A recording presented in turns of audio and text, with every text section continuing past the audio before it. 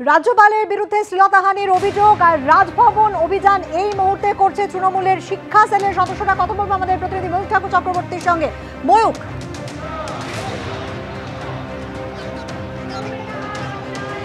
দেখো এই মুহূর্তে আমরা রয়েছি পেন্টিং স্ট্রিটের সামনে। আমি ক্যামেরা পার্সন সন্দীপন গুপ্তকে বলবো দেখানোর জন্য তৃণমূল কংগ্রেসের শিক্ষা সেলের তরফ থেকে এই মুহূর্তে রাজভবন অভিযান হচ্ছে এবং ওয়াই চ্যানেল থেকে এই রাজভবন অভিযান শুরু হয়েছে।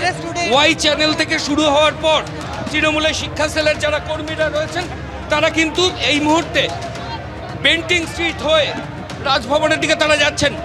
দিদি, কি অভিযোগ? দেখুন, এটা কোনো পার্টিগত অভিযোগ নয়, এটা মহিলা হিসেবে আমার অভিযোগ যে উনি যে অন্যায়টা করেছেন, যেভাবে উনি ওনার পজিশনের সুযোগ নিয়েছেন মহিলাদের, একাধিক আরেকজন নৃত্যশিল্পীও আছে, তার সঙ্গেও আমার অনেক কথা হয়েছে, চিঠি চাপাটি হয়েছে, কিন্তু ওই একটা কারণে উনি তখন সামনে আসতে পারেননি। তার কারণ ওনার পেছনে কেউ ছিল না, ওনার ভয় ছিল। এবং এই ধরনের অভিযোগ প্রমাণ করতে গেলে অনেকটা সব আটঘাট বেঁধে করতে হয়। এখন তাই প্রতিবাদ করছি, একটি মেয়ে যখন সামনে এসেছে অন্যদের হয়ে আমি প্রতিবাদ করছি। যে ছবি আমরা এখানে দেখাচ্ছি, সন্দীপন গুপ্ত আমাদের ক্যামেরা পার্সন দেখাচ্ছে তৃণমূল কংগ্রেসের শিক্ষা সেলের তরফ থেকে রাজভবন অভিযান। ধন্যবাদ ময়ূক তোমাকে। হরিদেবপুরে অভিনেত্রীর রহস্য মৃত্যু। অভিনয় প্রশিক্ষকের বাড়ি থেকে উদ্ধার হলো অভিনেত্রীর দেহ। মৃতের নাম সুস্মিতা দাস, পূর্ব মেদিনীপুরের বাসিন্দা। সুস্মিতা আত্মঘাতী হয়েছেন বলে গতকালই পুলিশকে জানান ওই প্রশিক্ষক। ঘটনাস্থল থেকে উদ্ধার হয় সুইসাইড নোট।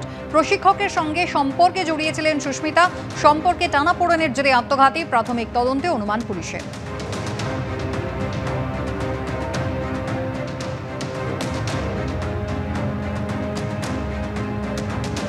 পার্থপ্রতিম ঘোষ আমাদের প্রতিনিধি রয়েছেন টেলিফোন লাইনে। পার্থ, পুলিশ সূত্রে কি জানা যাচ্ছে?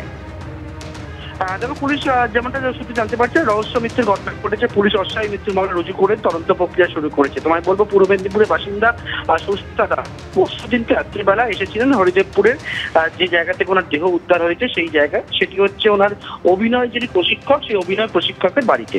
এবং অভিনয় প্রশিক্ষকের বাড়ি থেকে গতকাল রাত্রিবেলা যিনি শিক্ষক ছিলেন তিনি পুলিশের কাছে যে ঘরের মধ্যে তার যে স্টুডেন্ট ছিলেন সুস্মিতা দাস, তার কে ঝুলন্ত অবস্থায় তিনি উদ্ধার করেছেন। পুলিশ দেখেন যে বিছানার মধ্যে দেহ শোয়ান অবস্থায় রয়েছে এবং তারপরে শিক্ষক যেটা দাবি করেছেন গলায় দড়ি দিয়ে আত্মঘাতী হয়েছে তার ছাত্রী। শিক্ষককে বর্তমানে জিজ্ঞাসাবাদের যে প্রক্রিয়াকাজ সেটা তদন্তকারীরা চালাচ্ছেন। প্রাথমিকভাবে পুলিশের অনুমান এটি আত্মহত্যার ঘটনা, কারণ ঘর থেকে একটা সুইসাইড নোটও উদ্ধার হয়েছে এবং সেই সুইসাইড নোটে এই শিক্ষকের সঙ্গে এই ছাত্রীর একটা সম্পর্ক তৈরি হয়েছিল এবং সেই সম্পর্কে জটিলতা হয়েছিল বলে জানা যাচ্ছে। এবং তার যদি আত্মহত্যার ঘটনা নাকি এর পেছনে অন্য কোনো কারণ রয়েছে পুলিশ এখন খতিয়ে দেখছেন। এই সুস্মিতা দাস তিনি পূর্ব মেদিনীপুরের বাসিন্দা, 21 বছর বয়সী। বেশ কয়েকটি টেলি সিরিয়ালে তিনি অভিনয় করেছেন এবং সেখান থেকে কিন্তু এই যে যাকে বর্তমানে জিজ্ঞাসাবাদ করে শিক্ষক, তার একটা প্রোডাকশন হাউস ছিল, সেখানে তিনি কাজও করতেন বলে জানা যাচ্ছে।